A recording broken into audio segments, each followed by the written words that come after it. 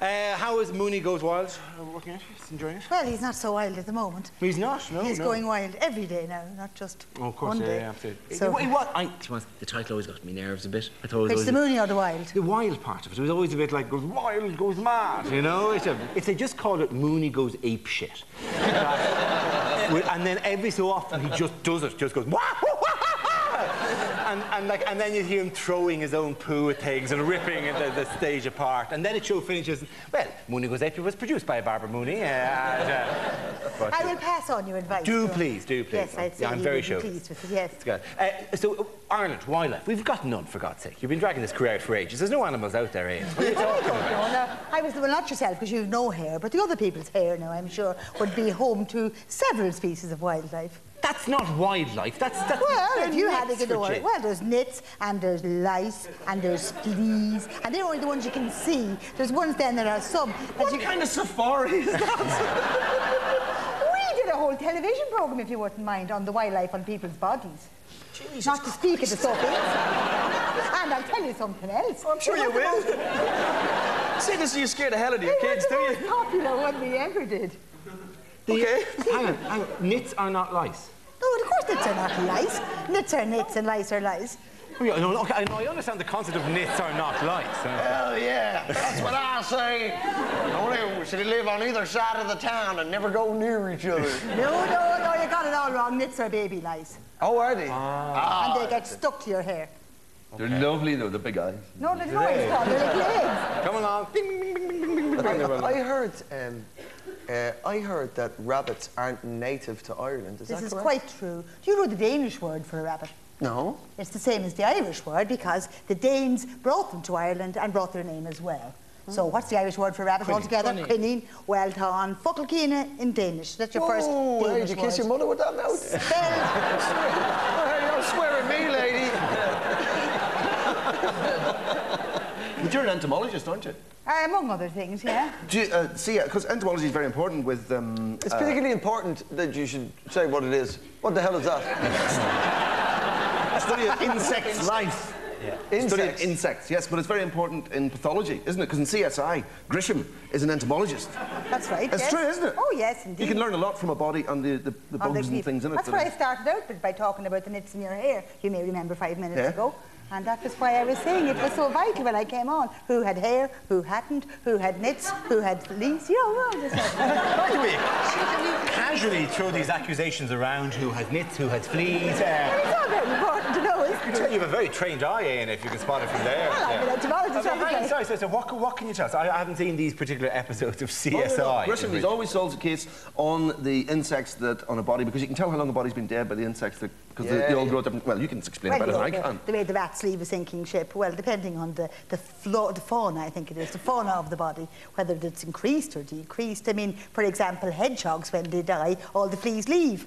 And if you find a dead hedgehog and you go and look at it, the first thing they do is leap off the dead hedgehog onto you and bite you. I don't give a damn about hedgehogs. Yeah, but I mean, you want... Me? Yes. How do they leave or do they arrive? No. The fleas are hedgehog fleas and they only eat hedgehogs. Right. So they leap onto you and they go, and then they go, sorry, you weren't a hedgehog, even though you might, and they go off somewhere else. But presumably, hang on, I haven't seen CSI in a while. I don't think you should look at it. Not many of the episodes involve him going, there's loads of another hedgehog murder in Vegas.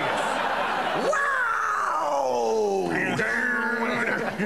Apparently she'd come out from the East Coast just trying to make her fortune. She'd only be dancing for 3 months. They called her Spiky. Actually, Looks like we got ourselves a murder. That's why it's very important to hoover hedgehogs if you have them there when they're dead. Anybody here any good at hoovering? Yeah, we're all about the hoovering. We love a hoover, man. So what lives in your hoover? Oh, God, all kinds of things live in your hoover. Shame and dirt. Shame and dirt is what's in a hoover. Secrets in your hoover. You were talking about hoovering. I was listening to you back. You were hoovering the floor, you were hoovering the air, but nobody, and I was amazed at your lack of imagination, nobody suggested hoovering the ceiling. That's where I always hoover. Where else would you hoover? Only the ceiling. That's where the spiders' webs are. That's where all sorts. You're useless. Typical men, aren't you?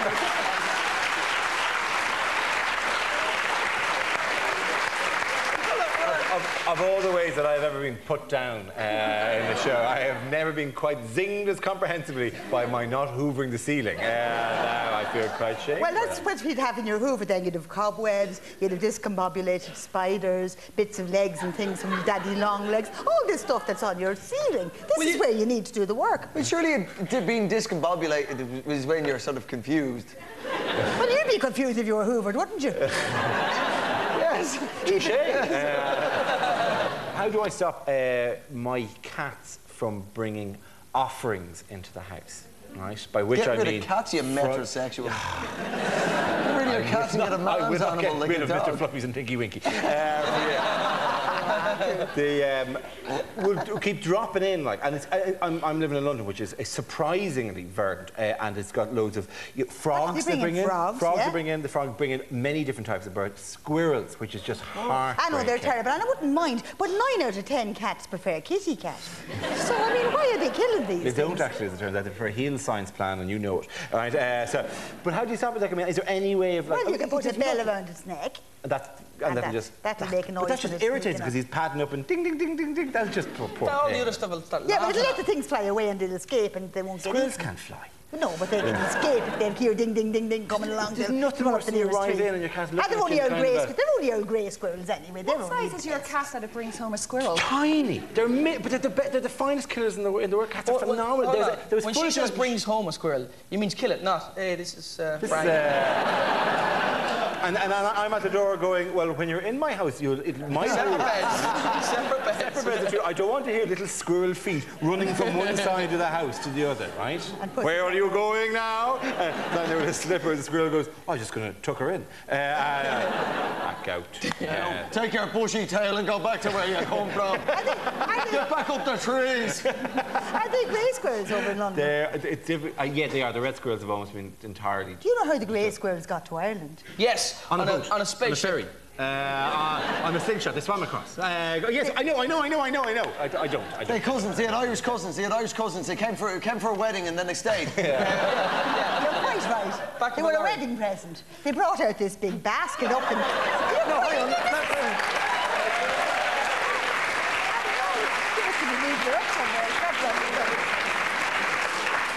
That's brilliant. All the shit you talked for 30 years, you're right.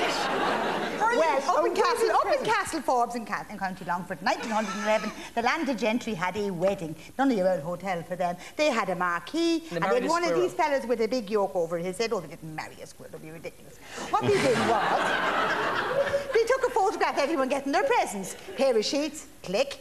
Set of china, click, and out comes this big wicker basket, put it on the thing. They open the lid, the fella puts over the thing, click, and out jumps 6 grey squirrels and scamper off into the woods. Wouldn't you be raging if you wanted a toaster or something? And this is what came. And that's the one and only introduction. So they were brought over for a wedding. Year was this? From England, 1911. A toaster? No, well, yes, it was one of these. Don't be ridiculous. And from there on in, are there more grey than red now? All down the east coast of Ireland. But they came from England, because in Europe, we only have them in Britain. We're talking about squirrels, right? There's none anywhere else. All red squirrels have crossed the water on the mainland. Were there ever snakes in Ireland, or was St. Patrick just a spoofer? Yes and no. Okay, which? St. Patrick was a liar. There were never any snakes in Ireland. Really? But that's a terribly short answer altogether. The thing was that they never got here. They never got here at all, because after the Ice Age, the whole of Northern Europe was covered in ice, and all the animals were down having suntans at the Mediterranean.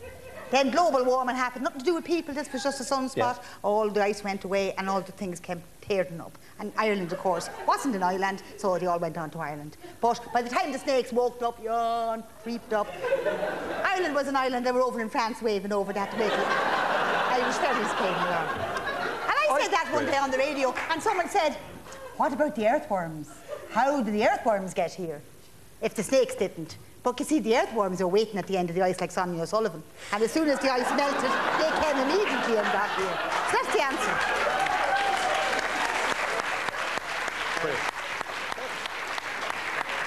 I have almost no idea what that means, but I can really I can see it now as well.